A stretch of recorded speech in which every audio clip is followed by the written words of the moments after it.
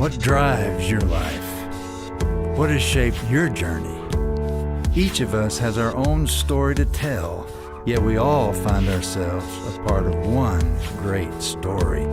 And everyone has a why. This is My Why.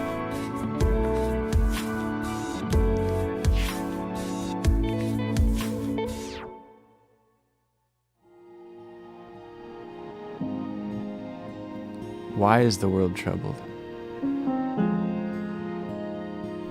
There are some people who can live with doubt and conflict. Some people who can turn a blind eye to the injustice in the world. But I was just never one of those people. I committed my life as a young person to an earnest search for truth and meaning, which I hoped would resolve my doubts.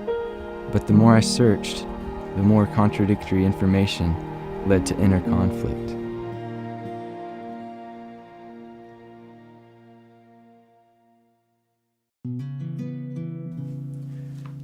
I love ideas and words and thoughts. It's like they say, the pen is mightier than the sword. And for me, ideas have almost always been more of a reality than anything else. The real world repercussions that this book, the Quran, has had, or this book, the Bible, or even this book, the basic writings of Nietzsche.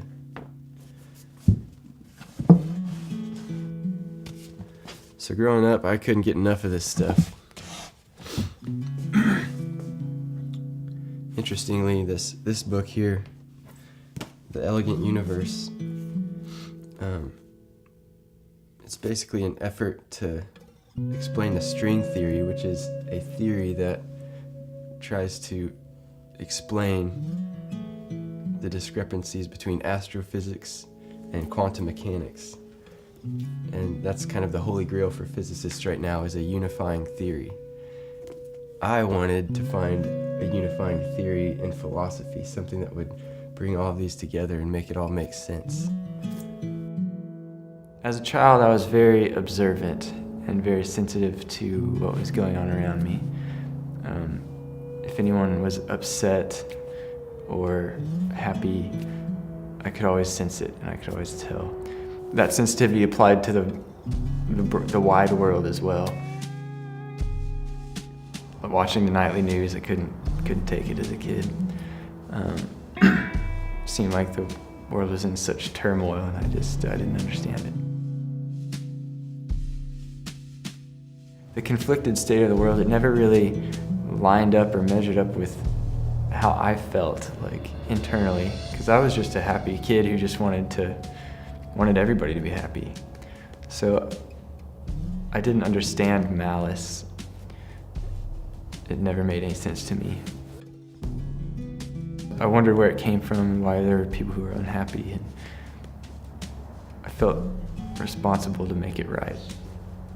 And it really hurt me as a kid to see the world in turmoil like it was. Parker and I first met when we were 15 years old, so he was just a really genuine guy. And yeah, like I said, just had a really gentle spirit, and you could tell that he really cared about people. But he was also really sad. Honestly, it was really hard for me to understand. I really didn't get it because, on the outside looking in, he had a great life. He has a great family, good friends. I mean, just a lot of people supporting him, a lot of people that love him. And, he was a talented guy too. Like, a teenager at the time, he was athletic, he was a musician, all these things that, would make for a great life then. But, so I really didn't understand why he was so sad. I had kind of a heavy countenance for my whole teenage years, but just because the troubles of the world filled my thoughts incessantly. And it was as if, the starving children in Africa or the war in Afghanistan is like the people that were suffering the most were walking beside me or living in my head almost. The more I watched the world around me, the more depressed I came, and I wasn't one of these people who could just turn a blind eye. As a matter of fact, I really couldn't stop thinking about it. So much so that by the time I was 13, I was horribly depressed.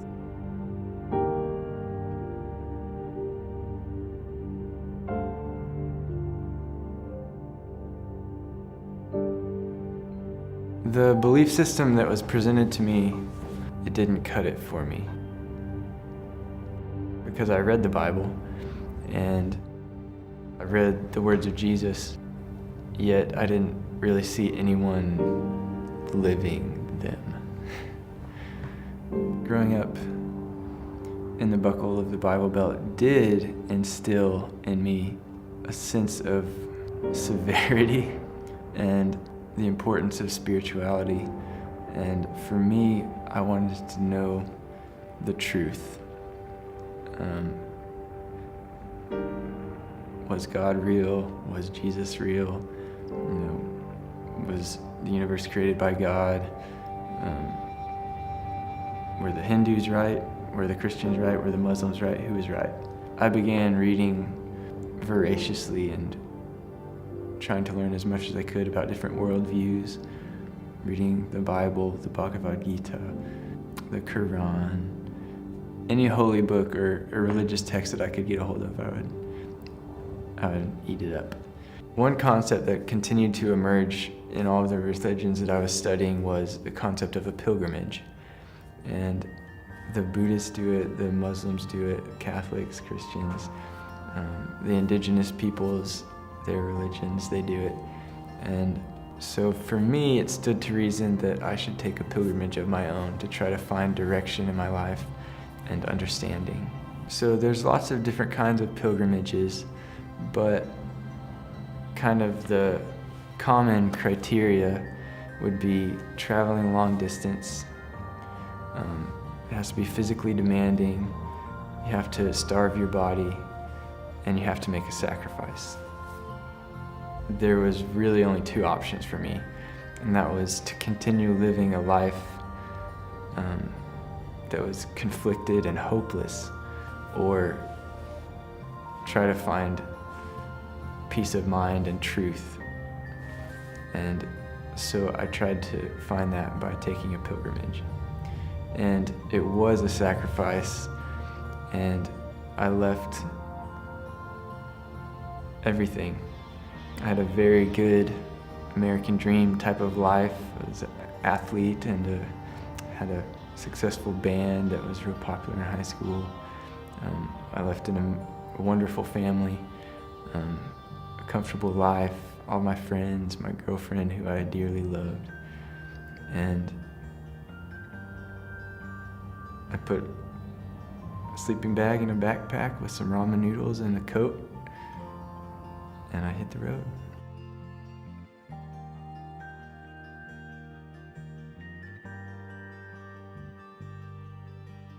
Pivotal moments have occurred in the wilderness. Moses on Mount Sinai, Siddhartha beneath the Bodhi tree, Muhammad receiving the revelation of the Quran, Jesus in the desert. When I knew that I wanted to take a pilgrimage to try to understand my life and reach God, I knew that it had to take place in this setting.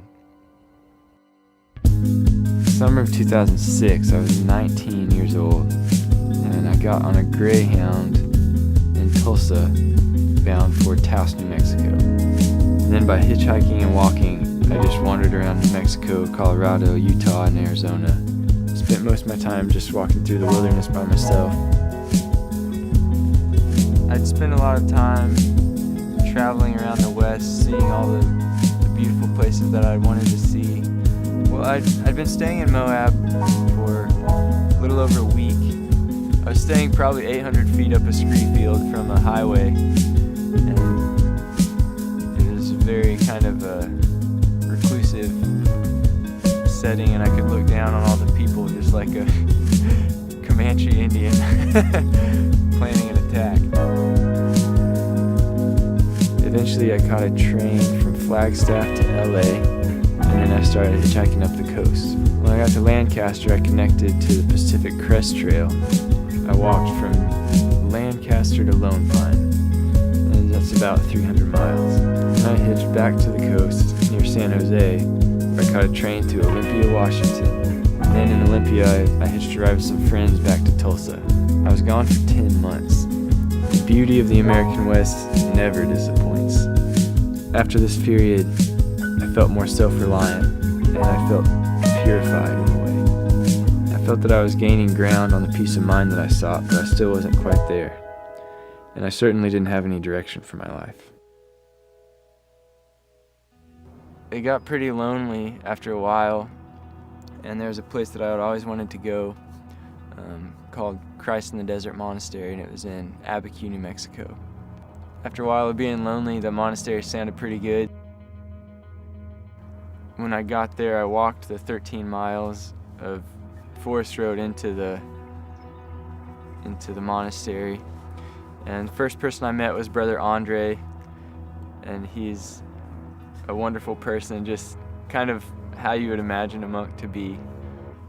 So they took me in, and the simple life that I thought would be ideal, or that I had kind of dreamt up on my own, turned out to be very similar in many respects to the monastic life.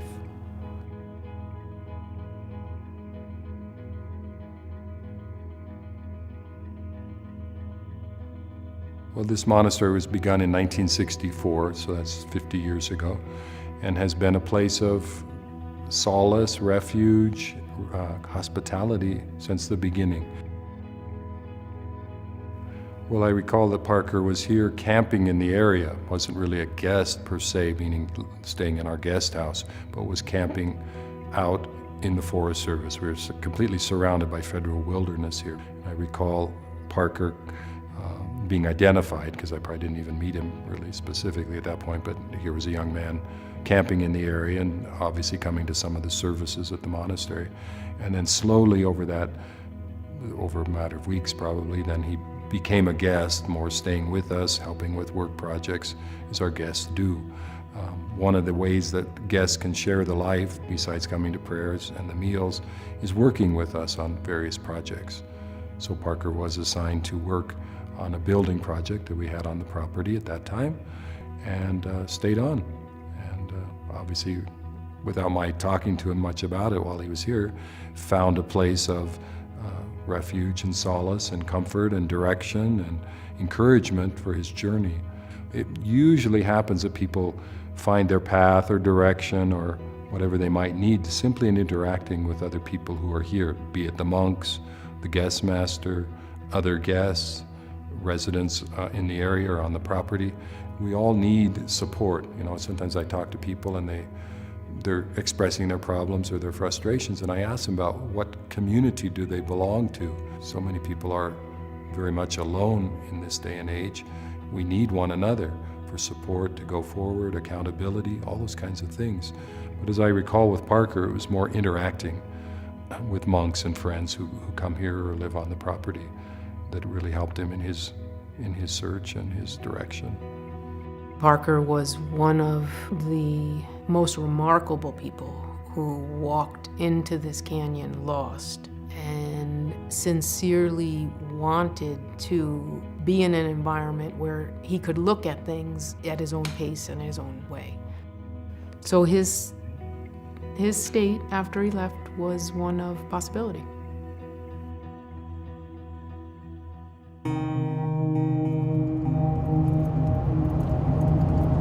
I was torn because I really didn't want to leave the monastery ever. But at the same point in time, I was 20 years old at that point, and I felt like it was time to, engage in society again, and, be a 20-year-old normal kid. So I'd been in contact with some of my old crew from Tulsa, and they told me that they were going to be moving to Fort Collins, Colorado, and they wanted to get the band back together and give our music career one last push, because we'd had some success in Tulsa back in high school. And so at that point I moved to Fort Collins, and I I just had no solid ground to stand on. We were playing music, some. We'd rally some nights and play.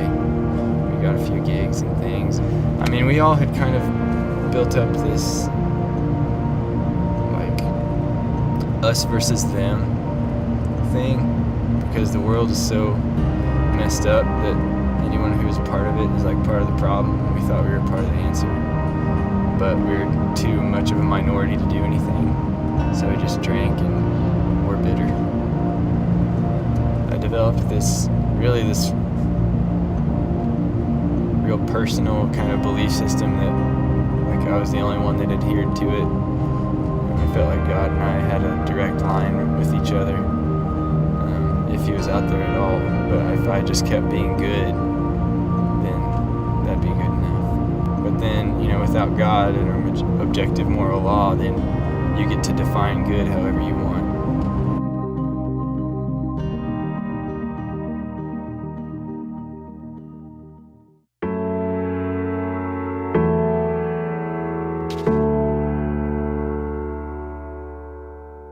What drives a life?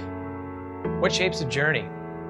Each of us have a story to tell and our own reasons why.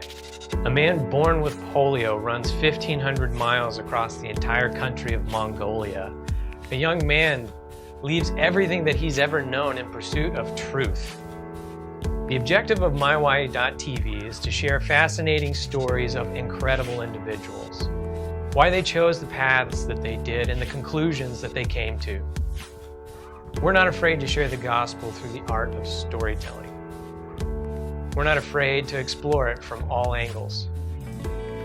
If you want to stay updated with us, get plugged into our Facebook page or follow us on Instagram. Thanks so much, guys. God bless.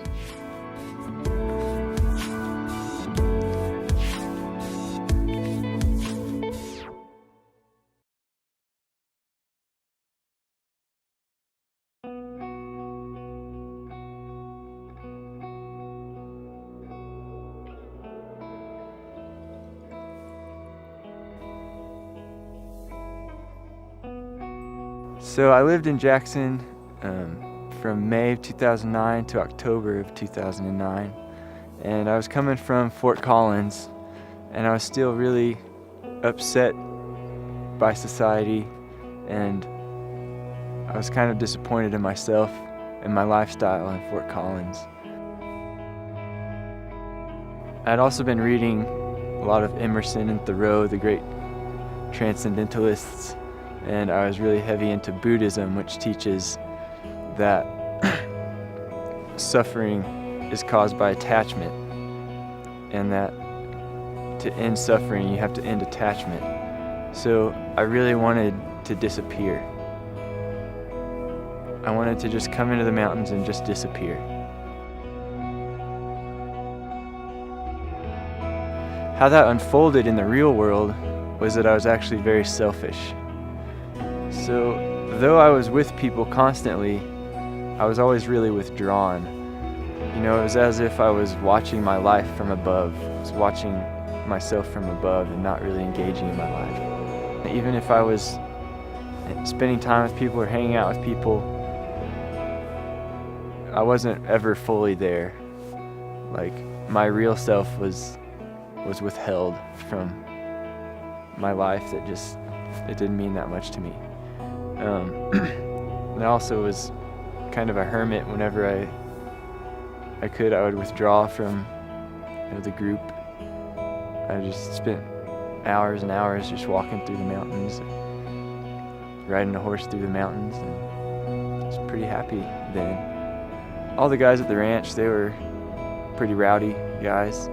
You know, we'd party too at the ranch, you know. But a lot of times I would be off doing my own thing, but I partied with them a lot too, even then. We got in a car wreck on the road going to the ranch. It was about half lit in the back seat, and my buddy was driving. He had a Range Rover, and I just remember thinking, man, we're flying. And down this windy gravel road, and I looked down at the speedometer and it says 70 miles an hour down a winding gravel road. And I looked over at my friend. I was like, here we go. And I raised up my hands and we just started rolling. And that's a really good example of where I was at. Because I was like, we're about to die. Here we go. I didn't even care. It was like I was walking in my sleep. I was just going through the motions and I wasn't really engaged or there at all. But in October, I got a call from a girl that I had known, and she told me that she was pregnant. And I'll never forget standing in the bunkhouse and looking out and knowing that my life was going to change. Where I had come to Jackson wanting to escape from society and the problems, I was now leaving wanting to confront the problems and to create a beautiful life for my child. So all the escapism and the transcendentalism and the Buddhism that all went out the window, it just didn't hold water anymore. So then it all became about him. And ironically, I actually found happiness then when it was no longer about me.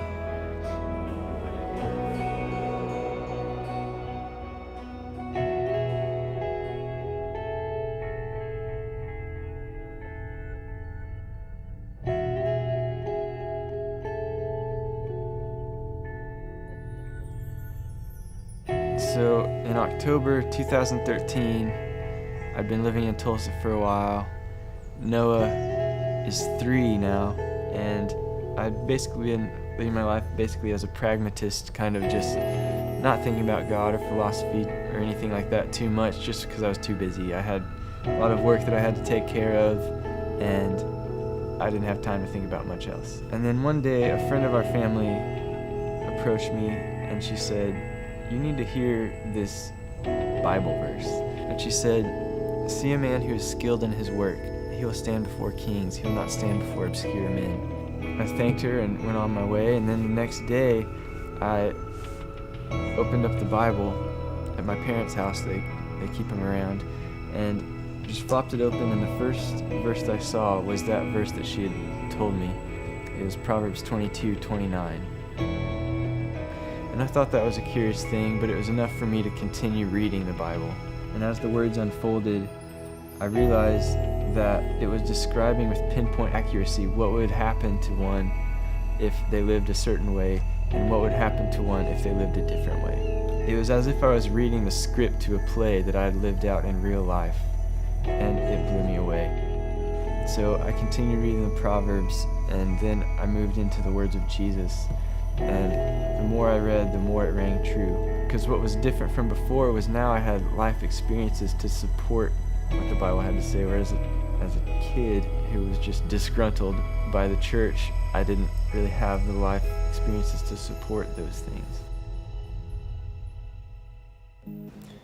In Hebrews 4:12, it says that God's Word, the Bible, is living and active, and it has the power to reach into your situation in your life and provide answers that no one else can. The Bible also says in Matthew 7:7, "Ask and you shall receive, seek and you will find," and that is a guarantee. But first you have to ask, first you have to seek. But if you take the time and make that initial investment to seek, it is guaranteed that you will find answers.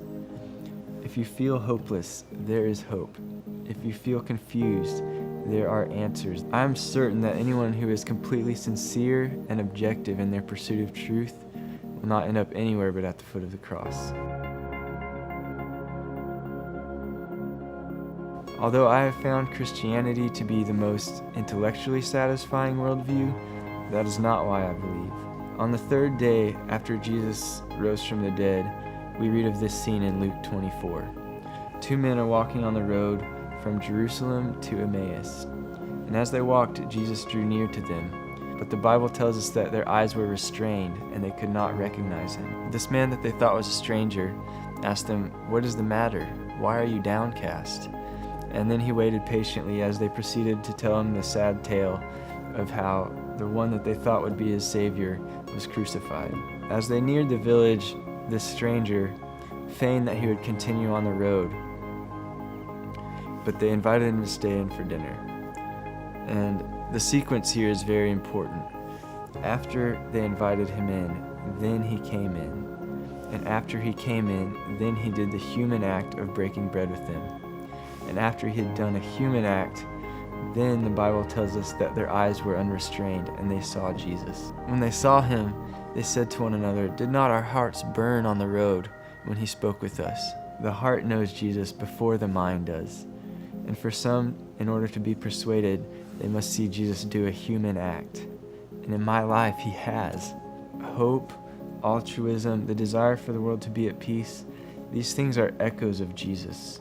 He is their source, and he is the only one that can resolve these fragmented truths which cause our hearts to burn. Faith is not a way of dismissing conundrums. Faith is what happens to you after you have seen Jesus' face.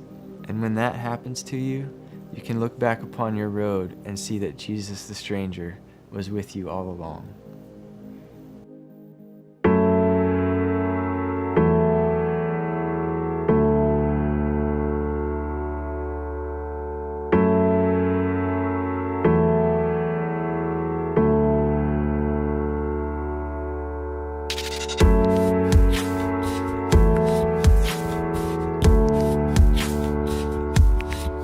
This story and others continue at mywhy.tv.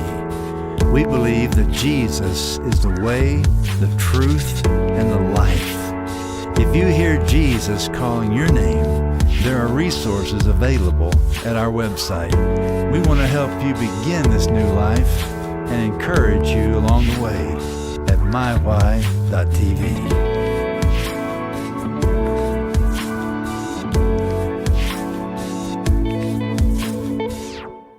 What drives a life? What shapes a journey? Each of us have a story to tell and our own reasons why. A man born with polio runs 1,500 miles across the entire country of Mongolia. A young man leaves everything that he's ever known in pursuit of truth. The objective of mywhy.tv is to share fascinating stories of incredible individuals, why they chose the paths that they did and the conclusions that they came to. We're not afraid to share the gospel through the art of storytelling. We're not afraid to explore it from all angles. If you want to stay updated with us, get plugged into our Facebook page or follow us on Instagram. Thanks so much, guys. God bless.